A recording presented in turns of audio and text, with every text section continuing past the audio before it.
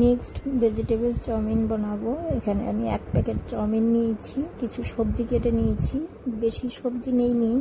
Capsicum, গাজর, cabbage, পেঁয়াজ, আদা, রসুন, লঙ্কা এগুলো কেটে নিয়েছি। আর এই যে বাটিতে এটা গার্নিশের জন্য আলাদা করে রেখেছি।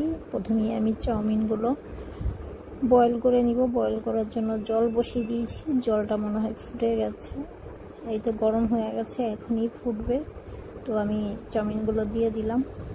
আমি এই চাউমিনের মধ্যে নুন বা তেল কিছুই দেব না, এমনি আমি সেদ্ধ করব।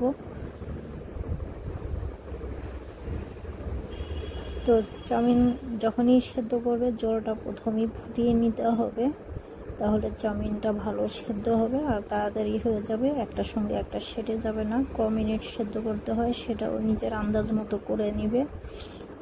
ওভার কুক হয়ে গেলে এটা কিন্তু একটার গায়ে একটা সেটে গেলে চাউমিনগুলো ভালো হয় না খেতে। তো চাউমিন এদিকে আমার হয়ে গেছে, আমি জল ঝরিয়ে সাইডে রেখেছি, ঠান্ডা হচ্ছে এটা। আমি এতে ওই যে প্রথমেই বললাম নুন বা কিছু তেল আমি আলাদা করে আর ওটা চাউমিনের সঙ্গে মাখাবো না, আমি ডাইরেক্ট ওটা বানিয়ে নিব, এক্ষুনি হয়ে যাবে আমার। আর যদি 10-15 মিনিট রাখতে হয় তাহলে সেটে যাবে, সেই ক্ষেত্রে একটু তেল লাগিয়ে রাখবে।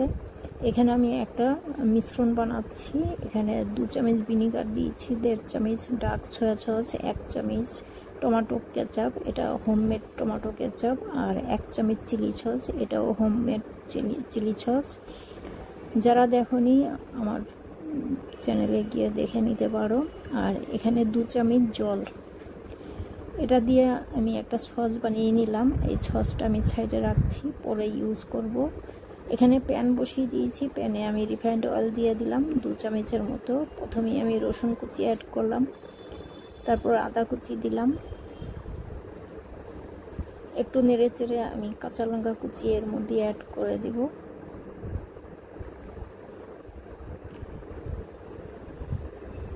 কাঁচা লঙ্কা কুচি অ্যাড করে দিলাম। এখানে ছোট সাইজের 2টো কাঁচা লঙ্কা আছে, ঝালটা নিজের মতো করে দিয়ে নেবে। ঝাল নুন যেটা আমি সব সময় বলে থাকি, আমি যতটা দেব ততটা একদমই দেবে না, আমি আমার যতটা লাগে আমি ততটাই দেই।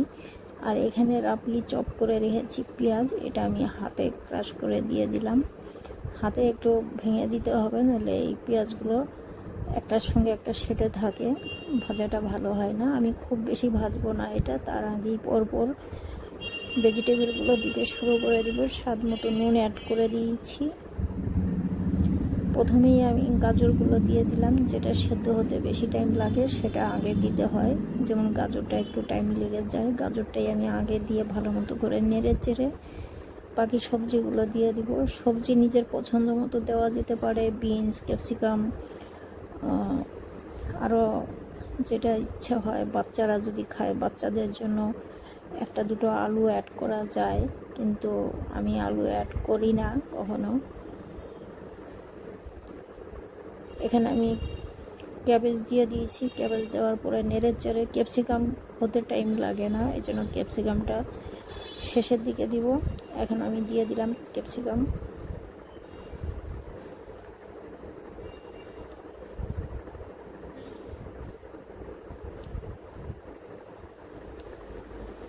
এই তো মোটামুটি সবজি আমার ভাজা হয়ে গেছে।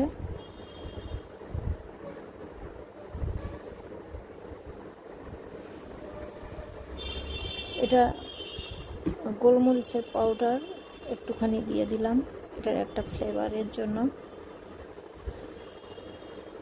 এই যে মিশ্রণটা বানিয়েছিলাম, এই মিশ্রণটা আমি এখন অ্যাড করে দিলাম। এটা সবজির সঙ্গেই যদি আমরা দিয়ে ভালো মতো করে নেড়ে চেড়ে মিশিয়ে দিতে পারি ভালো হয়, তাহলে চাউমিনের প্রত্যেকটা চাউমিনের গায়ে গায়ে লেগে যাবে সস। আর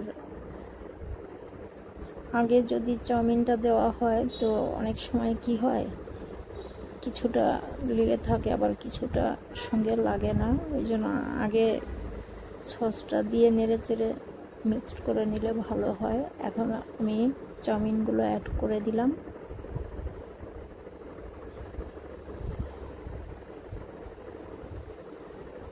যারা নতুন আছো তাদের জন্য এই চাউমিন দেওয়ার পরে একটু কঠিন হবে, কারণ এটা মিক্স করতে একটু টাইম লেগে যায়। একবার যদি শিখে নাও তাহলে এটা আর কঠিন লাগবে না, ইজি লাগবে।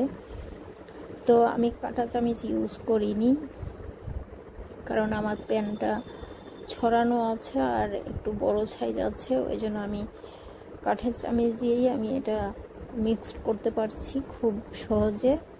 আর তোমরা যদি চাও 2 হাতে 2টো কাঁটা চামচ দিয়ে ভালো মতো করে মিক্সড করে নিতে পারো। শেষের দিকে আমি একটু কাঁচা পেঁয়াজ দিয়ে দিলাম, কাঁচা পেঁয়াজের ফ্লেভার খুবই ভালো লাগে। আর দিয়ে দিলাম একটা কাঁচা লঙ্কা, একটু ধনেপাতা দিয়ে মিশিয়ে আমি নামিয়ে দিব।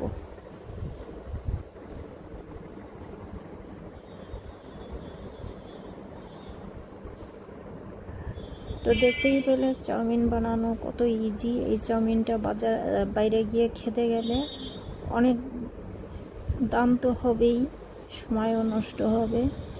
বাড়িতে একবার দুবার বানিয়ে নিলে শুরুতে সময় একটু লাগবে বানাতে 4-5 দিন যদি বানাও, তারপরে সময়টা অনেক কম লেগে যায়, কারণ হাতের স্পিড বেড়ে গেলে অত সময় লাগে না যে কোনো রেসিপি বানাতে গেলে। এই যে সাইডে রেখেছিলাম গার্নিশের জন্য কাঁচা পেঁয়াজ, কাঁচা লঙ্কা আর একটু ধনেপাতা।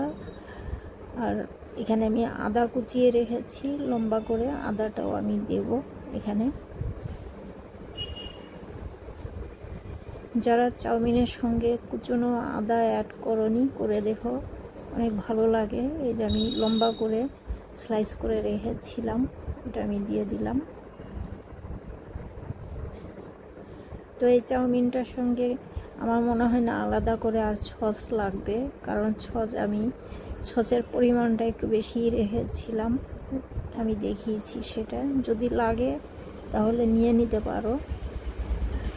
তো আমি তো এখন এনজয় করছি, আশা করি তোমরাও আমার ভিডিও দেখে অনেক এনজয় করছো। আর যদি ভালো লাগে সাবস্ক্রাইব করবে, লাইক করবে, কমেন্টস করতে একদমই ভুলবে না, কমেন্টস করবে তোমরা।